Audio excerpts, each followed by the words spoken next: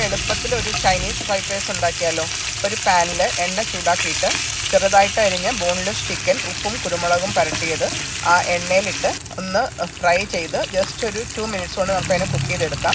അതിനകത്തോട്ടൊരു സൈഡിലോട്ട് മാറ്റിയിട്ട് ഒരു മുട്ട അതിൻ്റെ സൈഡിലിട്ടൊന്ന് സ്ക്രാമ്പിൾ ചെയ്തെടുക്കണം. അത് രണ്ടും നമ്മൾ കുക്ക് ചെയ്ത് കഴിഞ്ഞിട്ട് മാറ്റി വെക്കണം. ലാസ്റ്റ് നമുക്ക് റൈസിൻ്റെ കൂടെ മിക്സ് ചെയ്തെടുക്കാൻ വേണ്ടിയിട്ടാണ്.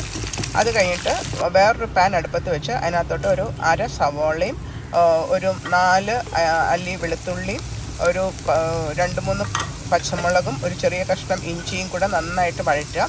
ഒന്ന് ബ്രൗൺ ഒന്നും ആവണ്ടാൽ അതിൻ്റെ പച്ചച്ചവ മാറിക്കഴിയുമ്പോൾ അതിനകത്തോട്ട് ക്യാരറ്റും ഗ്രീൻ പീസും ആഡ് ചെയ്ത് കൊടുക്കുക. എന്നിട്ട് അതിനെ ഒന്ന് മൂടി വെച്ച് നമുക്ക് വേവിച്ചെടുക്കാം.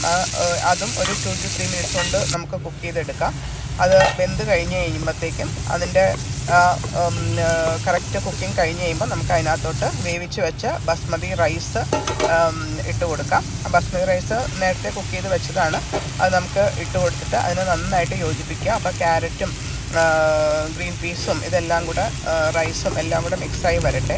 ആ മിക്സായി വരുന്ന സമയത്ത് നമുക്ക് അതിനകത്തോട്ട് ഞാനിപ്പം 1 ടേബിൾ സ്പൂൺ സോയാ സോസും 1 ടീസ്പൂൺ ചില്ലി സോസും കൂടെ നമ്മൾ ആഡ് ചെയ്ത് അതിനെയും ടോസ് ചെയ്തെടുക്കണം. ആ റൈസിൽ അതെല്ലാം കൂടെ മിക്സായി വരണം. അതിനോട് ഞാനൊരു അര ടീസ്പൂൺ ക്രഷ്ഡ് പെപ്പറും കൂടെ ആഡ് ചെയ്തിട്ടുണ്ട്.